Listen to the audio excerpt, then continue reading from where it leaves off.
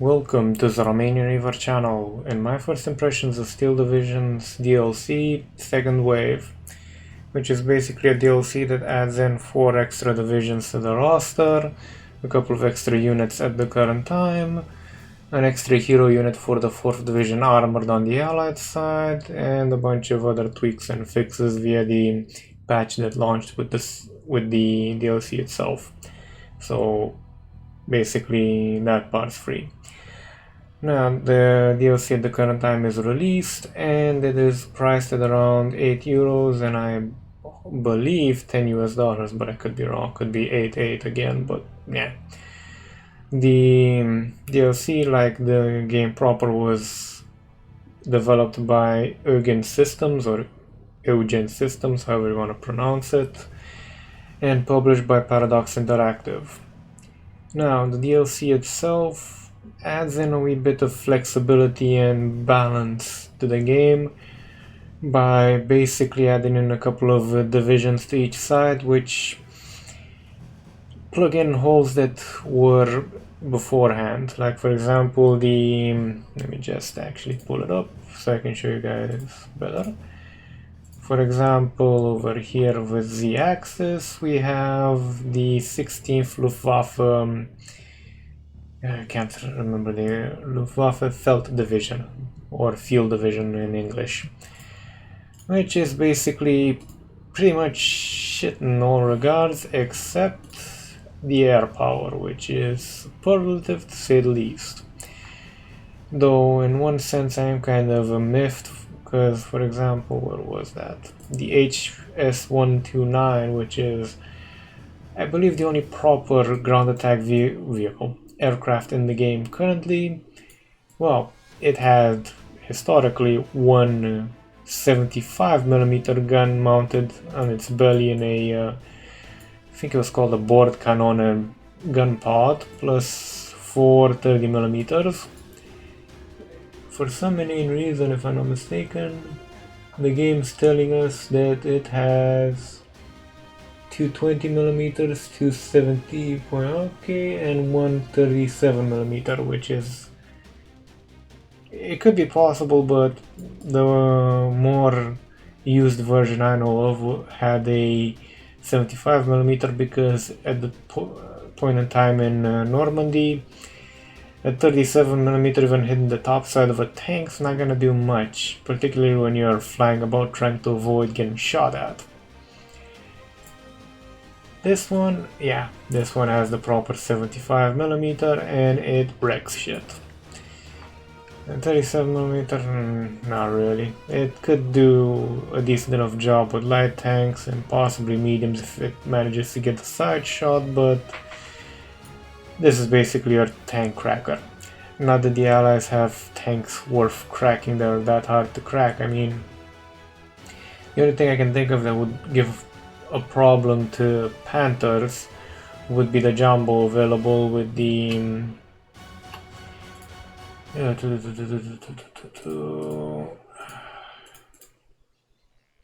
Third Armor Spearhead, if I'm not mistaken, which was, yep, there he is, which has a very tough front, but to be honest, that tough front is paid for by the fact that the 75mm it has is inadequate to say the least.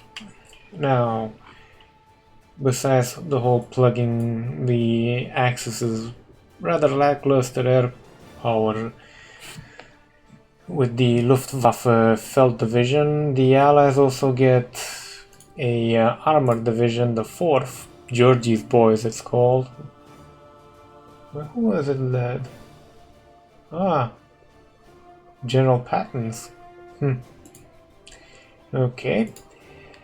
That has Hellcats. Where are they? In the anti-tank? Over here. You can get 2 cats in A phase, which is quite powerful.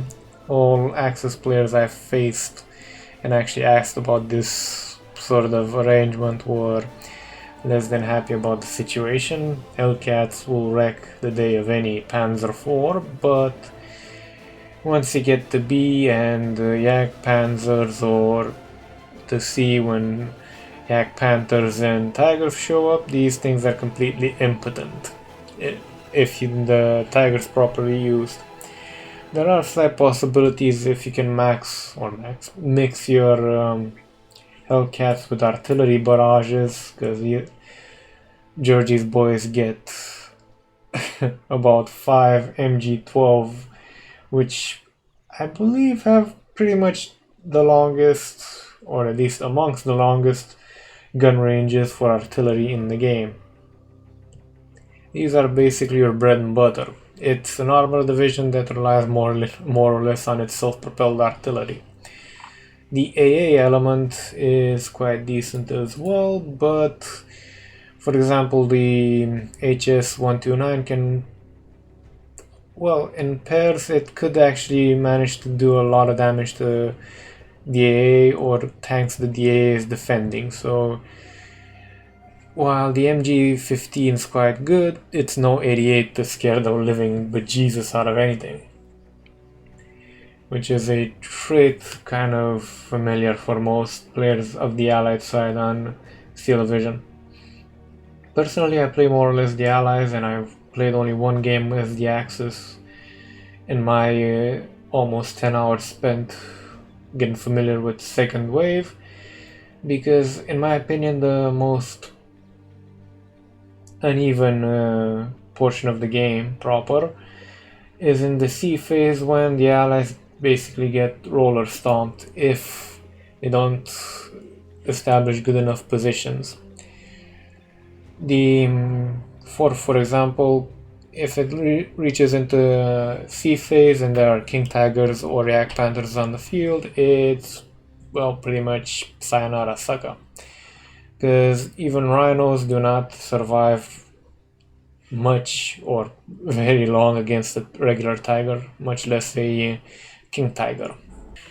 In this game, the armor and the artillery and the air force are very important.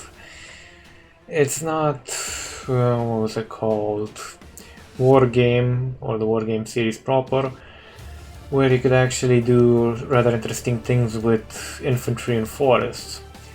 You can do a lot of damage to armored pushes with adequately placed infantry, but for example the Germans, and German players in particular, by now know very well that if there's a thicket near the road they want to advance through, they're gonna send something expendable there to check if there's anything in there hidden. And to be honest, I've seen at least twice King Tigers getting shell-shocked by my own artillery, pretty much escaping while in the flee state, basically panicked, by bouncing multiple shells off their rear armor and a couple of AT projectiles from infantry. So yeah, it's not really fun. From that point of view, historically it's not really accurate, and this is more or less a little side rant of mine, because by 1944 the level of quality in German armor plating decreased significantly, so the King Tigers, yeah, they would survive the initial hit, and I'm pretty much sure this is more or less a limitation of the game, but the second or third hit's gonna start cracking the plate off, or cracking the plate in, or causing small injuries to the crew. The small injuries, they could be simulated to a large degree within the game, but yeah, at the current time, not really. So yeah, let's just do a quick verification. The anti-tank, which is the most lamented feature in the DLC for the Germans, has 13 AP value with its 76.2mm gun. Technically, I don't know if it's a 76.2. The 76.2 was a 17 pounder. I believe the American one was a plain 76. Compare that to, if I'm not mistaken, the one that had, I believe it was the Panzer Lehr, I believe. Yes, there we go. And it also has a King Tiger Hero. Front armor is 14. Yes, the side will get penetrated quite nicely, but That 14 is gonna make it immune to anything that gets chucked at it. And as you can see, the Panzer Lehr has a significant amount of tigers to throw at the problem. Compare that to the 4th, which had what? 4 jumbos per total, and the King Tiger itself had a armor penetrating value of 17 versus the jumbos 20. Yeah, you can actually get stalling situations, but the Königsdagger H has 22, which means, yeah, not fun for your jumbos. And as can be seen here, holy shit.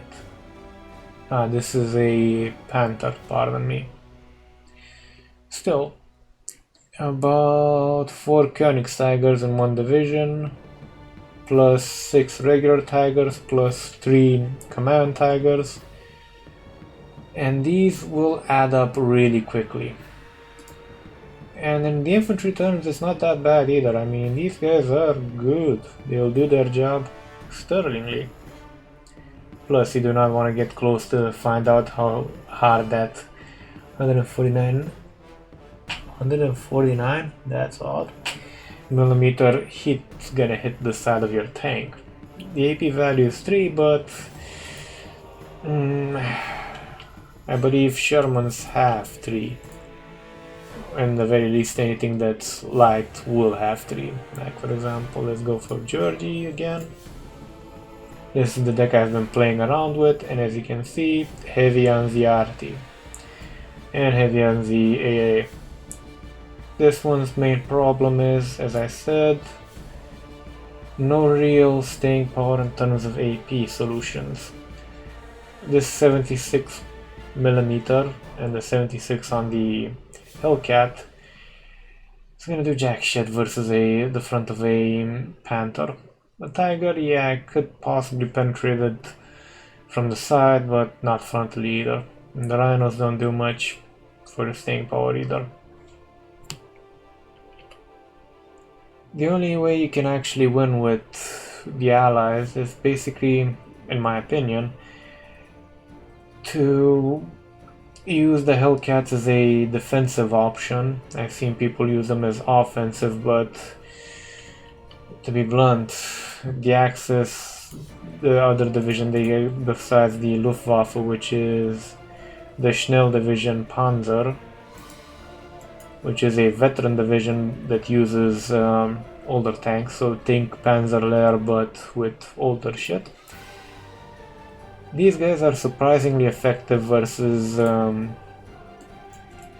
Leopard tanks.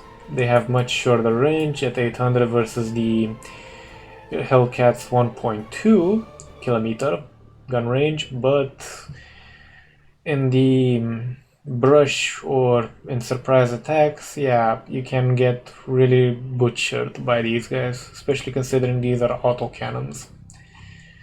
I've seen it and I've done it, so yeah, it's not really that hard to stall a Hellcat offensive.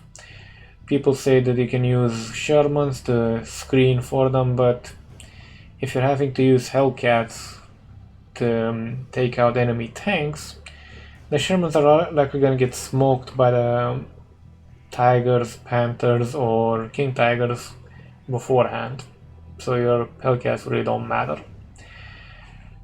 This might sound a wee bit like whining, but the current meta is a bit borked because it's not really fun to spend 20 minutes chucking artillery at one another, especially with Georgie Boy having one of, if not the longest ranged artillery in the game. Organ donors, gotta love them and their impeccable timing. Now getting on track, versus the Germans' shorter range Nebelwerfers, but whom are sometimes mounted on half tracks, means that they can come in fairly close and ruin the hell out of most of your day. But basically, most games I've been in, they evolve into whoever has the better allies, because I usually play team games, I don't play 1 versus 1, or let's say 2 versus 2, I play 10 versus 10, because their skill tends to balance out more or less, unless one side's much more deficient in terms of skill than the other. And trust me, any side that's with me is probably gonna have a pretty big handicap, considering I like to turtle up and do really rather nasty things with artillery and AA. And of course Hellcat flanking maneuvers, but that's besides the point. So yeah, basically most games, unless one side's severely deficient in terms of skill, devolve into an artillery duel with Nebelwerfer, standard Toad, German 152s I think it were, or 150s, I can't remember right now, versus the self-propelled artillery, the Calliopes, the xylophones, and whatever else the allies can bring. So yeah, it's basically like, oh yay, I'm advancing. Either the aircraft come in or the artillery shells start landing on your ass. To give a good idea in that regard, I'm going to actually play in the background a profile, I think it was, yeah, replays the game I had right in the day I recorded this video, which is a 40-minute duration game. Defeat, draw, defeat. Is, as you can see, there's kind of a pattern developing here. It's either a draw or a defeat, more than likely, and yeah, in most cases it's me. Now let's give a quick play. In Karpike, if I'm not mistaken, this was the map. It's basically an airfield, and I fight over the airfield quite a lot. I've actually gotten quite a bit good at holding the airfield to a large degree when my ally that's guarding my... I head towards here, is guarding the western flank is able to actually hold. Let's do me.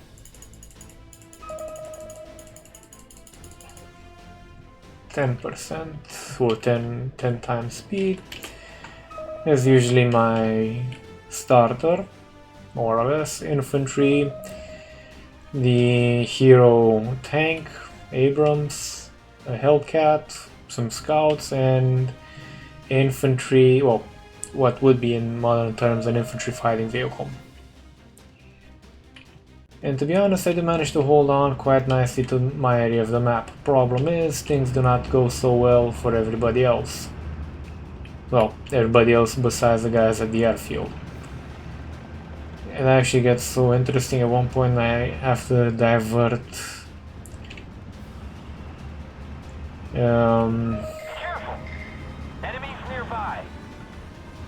Hellcats towards another flank, which is one of the things I suggest you guys do when playing Georgie's Boys, because basically Hellcats are gonna be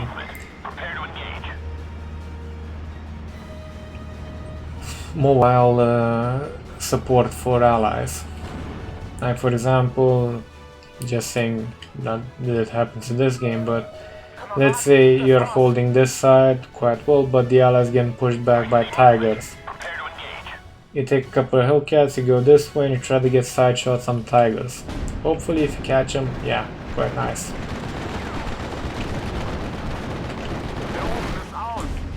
These are some of the most annoying stuff in the game because they wreck your day quite a lot. Let's just pause a moment. Yep, HS1B1. Which means this guy is a Luftwaffe Felt Division guy with a 37mm, and he wiped out... What did he wipe out? My Hellcat. There it is. And some... yeah, and the M8 I had as well. There's the Nebelwerfer, there's almost always a Nebelwerfer in play. Looks quite bad, doesn't it?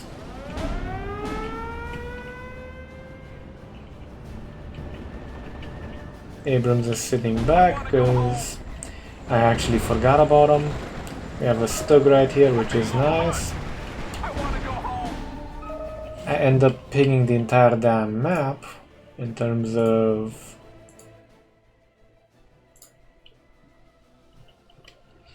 requesting support and help, but yeah, my allies are gonna be doing a lot worse. A hell of a lot worse. Which is kind of surprising for me personally, because I'm usually the guy that's screwing up. Usually I do something like 1900 kills to 2000 deaths or 2000 to 200, so I'm not what you would call a very proficient player. I'm not actually at all good at this game, but hey, you don't have to be good at something to actually critique it for its problems, because towards the end of the game, one of the disadvantages of the replay system in this case, you can't scroll forward. One of the main problems is the fact that basically if you don't manage to roll back the axis as the allied sufficiently at the beginning stages, or if you have allies that don't manage to do that but you do, you're gonna get kicked in the nuts quite badly.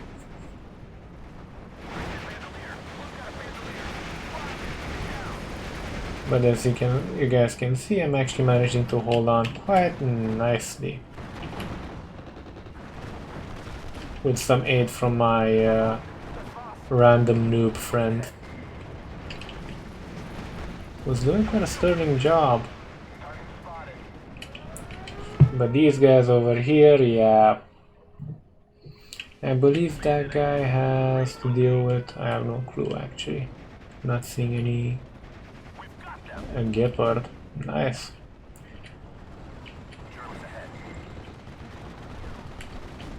Basically where the highest amount of shit lands, that's where things go sideways.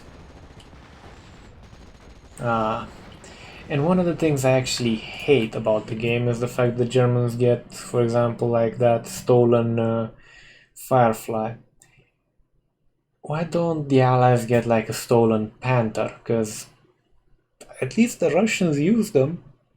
I mean, come on. And yeah, I believe, yeah, actually even on the Western Front they were used.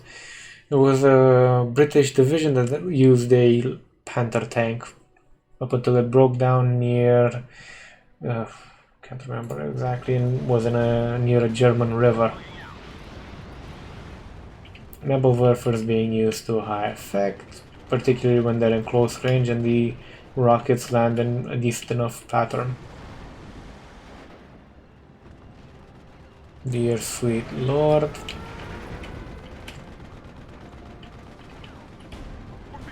And the Luftwaffe Felt Division itself poses a significant issue because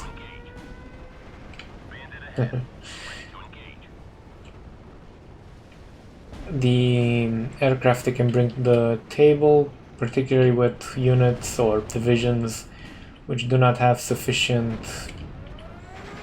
AA power, but it could really ruin your day, as you guys are gonna be seeing a wee bit later.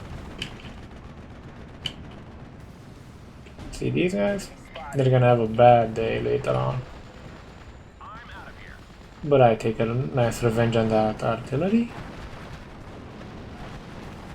So it's one point or another, can't remember exactly when. That guy's gonna die to that, if I'm not mistaken. Because for some... Ooh, yeah, he's down. No, it was the Firefly that got him.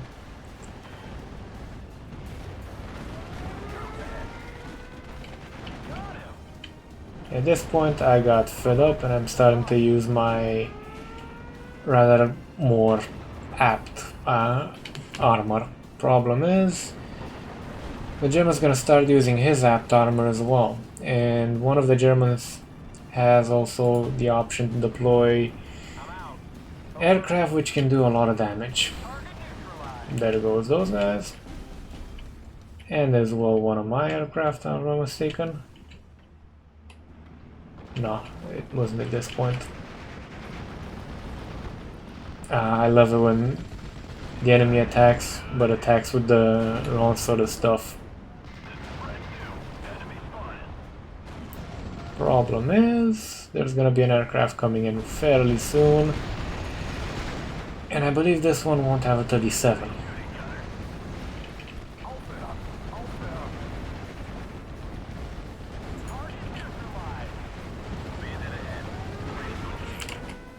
And there it is. B1. Okay, so even the 37mm can savage Shermans. There comes the other one.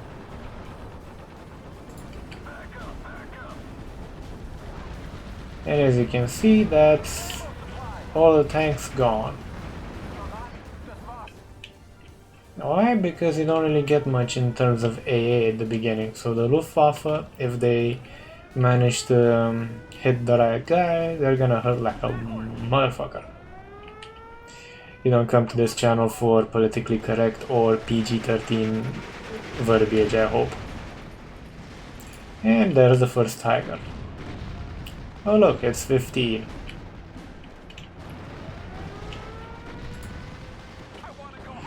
And that won't be the only Tiger around. If I'm not mistaken, this sector sees, yep, there's 2. That's, I believe, a 3rd. That's a Gepard, which is even worse, because that thing can do one hell of a job on your infantry.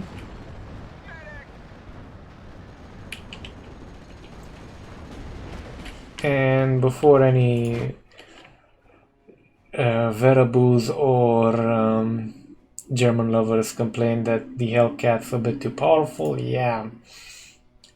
This guy only has 1 point less AP, but has the frontal armor of a Panther. He is slower, and he's got a fixed gun.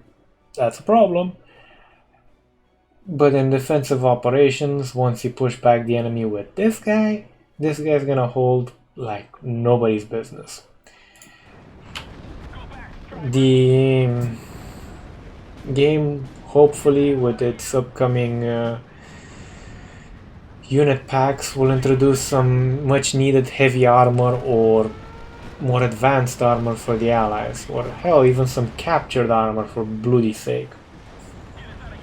Because there is some precedent for allies using Panthers or Tigers they could actually get in working condition, because Panthers or Tigers, not so much that they were more advanced, that they were extremely bloody finicky to get working right.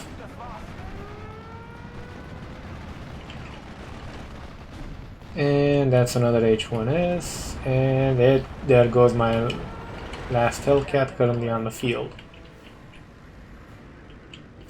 But this is me taking revenge, and I'm gonna lose a lot of aircraft right now. There's one. That guy's alive. That guy's not gonna be alive. But I did take one out as well.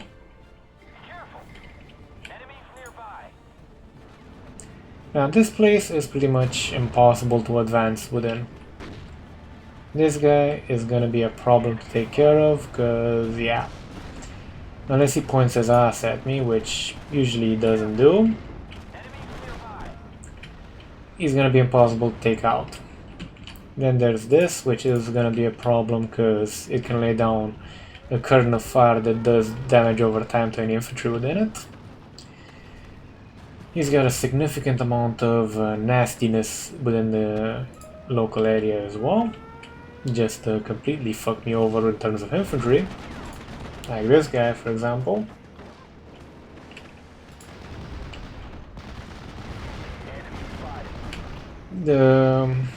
As I said, basically the game at the current time, in my opinion, devolves way too easily into an artillery duel, which I more than make good on. Hey, I spent most of my wargame European escalation stint learning how to hide surprises in forests right next to my artillery. Set surprises usually involved AA, flame tanks, and a lot of nasty stuff that could stop a Sherman dead in its not a Sherman, a Abrams, M1 Abrams, A2. than its tracks.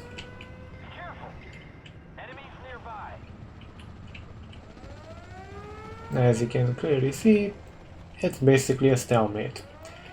And it only stopped being a stalemate when, yeah, just look at that.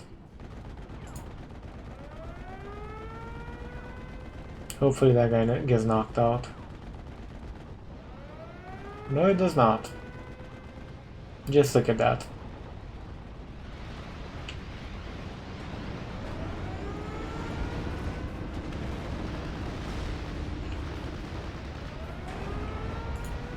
M4DD, which is an amphibious tank.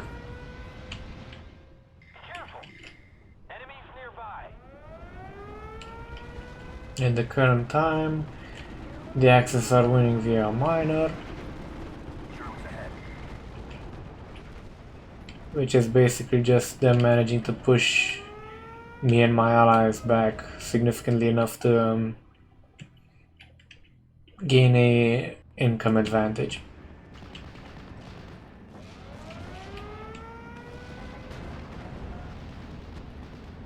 That would be my artillery in action. Because yeah, after a certain point I'm like, okay, get enough in here to hold the position. That guy's gonna die shortly. One of the other currently stupid things within the game, in my opinion, is the fact that infantry gets pinned down and remains pinned down. I mean, you're staying in a burning, bloody building. Who's gonna give a shit if you died? Really? The infantry should have an option to either break, surrender, or something, not just be like, yay, we're pinned down in the middle of a fire field.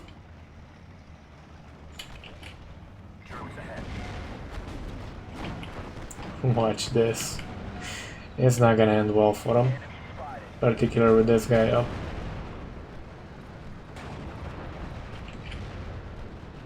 As I said, I'm pretty much the only guy that manages to not only hold his ground, but actually be a bit above 50%, because the 50% line's around here. And I'm getting the attention of both, I believe, a, what was it? If it's a Tiger, it's possibly a Panzer division. And some of the Luftwaffe dudes stuff as well. This guy pushed up way too far, considering... Wow, he managed to actually bail out the Tiger.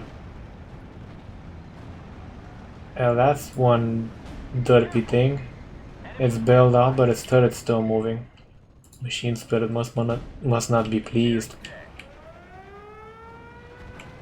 Here they come.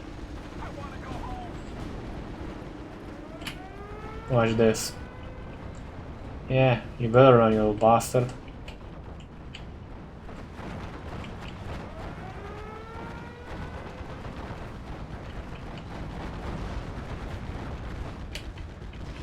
Such a bloody artillery duel.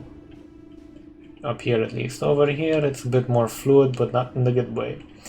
Because this guy's starting to bring out this Tiger spam.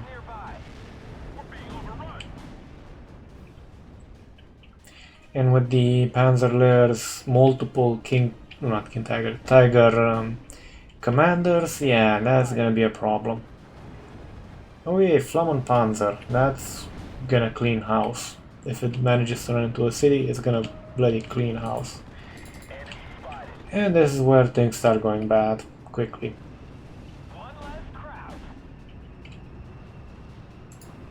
There's a Jumbo, which can take some bastards out with it, but yeah.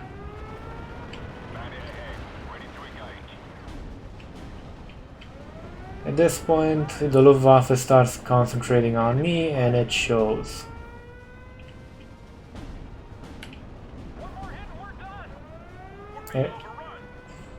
There's no divisions that can actually manage to carry a team game, so to say.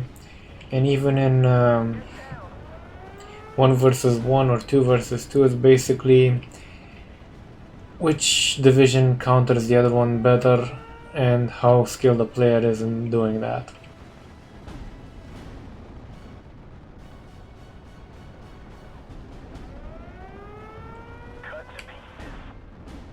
There goes one. So nice knocking German planes out of the sky.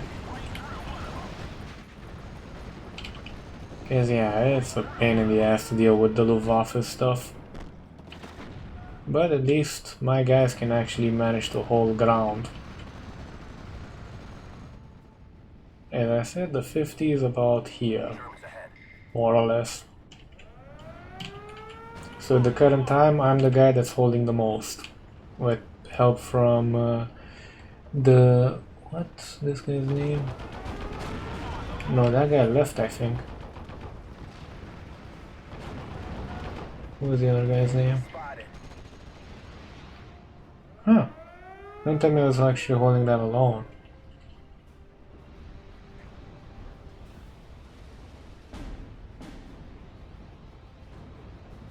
Holy hell. Such a crapshoot. And yeah. At this point I'm really getting into the artillery game. Ramen noodles. Random noobs. Ramen noodles basically was one of the better players within my team. More than likely better than me. And he did a lot to actually help me on the flank and hold. Because without that guy, yeah, I probably would have been buckled. The Eastern Front itself holds quite well, but the Western rage quits, and idiots that don't know that their shit stays on the map if you rage quit. Guys, if you're gonna do this sort of stuff, well, not Chris or that guy. Where was he?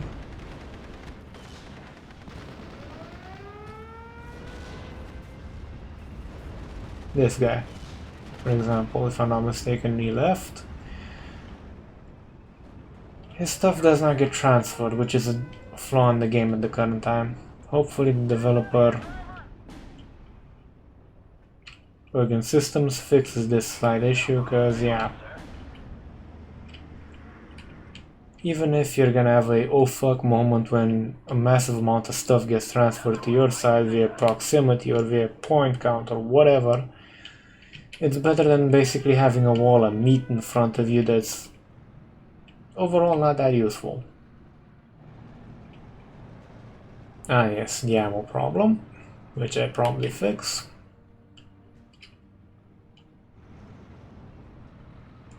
The Panzer Grenadiers are not having any fun punching through. In fact, at 2 points, nearly, they actually managed to push forward here, but nah, still time. Trying to get Harry's attention to actually debar that AT guy and actually use them at Moe. Who's at Moe though? So Starkiller, you're the guy who was completely screwing me over there with heavy armor. At Moe. As you can see, his stuff still on the field, still not being controlled and rolled over.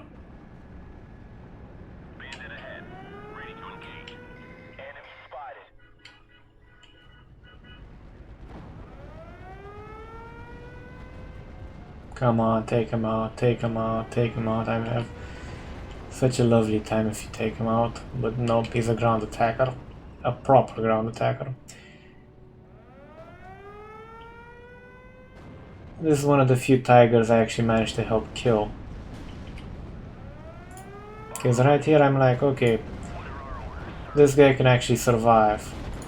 No, he cannot. I find that out a wee bit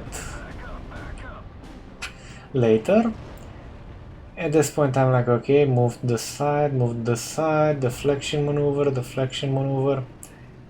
Creso is moving in more stuff, which is good. Kinda wish they had veterancy in the multiplayer, to be honest. Would kinda help things out a bit. Tickle my nipple. There goes that guy. But by this point, it's way too late. German victory is within a couple of minutes. Well, less than a minute actually. Nothing I can really do but farm kills at this point. Which is about as fun as you can imagine with artillery. I kind of love the one of the guys from here, can't remember his name, DNA Maniac, was like, yeah, but the Hellcats are fast and they can actually do damage. Yeah, with 13 AP versus the front of a Tiger, no. Panther, no. King Tiger, fuck no. Panzer 4, yeah. Panzer 3, yeah. Stug, yeah. Yak Panzer 4 and up, nope. It's literally insane. Hopefully the unit pack that's coming either this year or early in the next has, as I said, some heavy armor. As is at the current time, if you like the game itself, even with its de-evolution sometimes, or in my experience almost always, I actually managed to do a decent KD ratio this game. In my experience almost always, yeah, the game's good, and the DOC itself, which is €8 for me personally, in my market, which is Romania, yeah, for divisions, couple of extra units, certainly would be a fun endeavor, so to say. For anybody else who wants to actually have a more or less not so much fun game, but balanced from both perspectives, I'd either wait for a sale if you actually want to play Steel Division in a more complete form, or wait until the unit pack in the Ace pack comes out and see what they give us. Because personally, I pray and hope that they kind of bend a wee bit their Normandy restrictions so we can get Pershings and Super Pershings, because yeah, the Allies don't really have much of a chance in hell against late war German vehicles without a crushing advantage in numbers, and getting a crushing advantage in numbers means dominating the early game completely and hoping to God the Axis did not save up enough to fuel 3 or 4 King Tigers, because if they did, yeah, no. In either case, thank you for watching, or more precisely surviving up until this point, because gods know the editing's kinda interesting and my voice has a melodic tone to it. If you like what you saw, feel free to hit the subscribe button, like button. It does help out the statistics of the channel, gets more visible, you know, stuff like that. And to be honest, at one point I would like to actually make this a job so I can do better content with better quality, more games, more coverage, you know, stuff like that. Take care.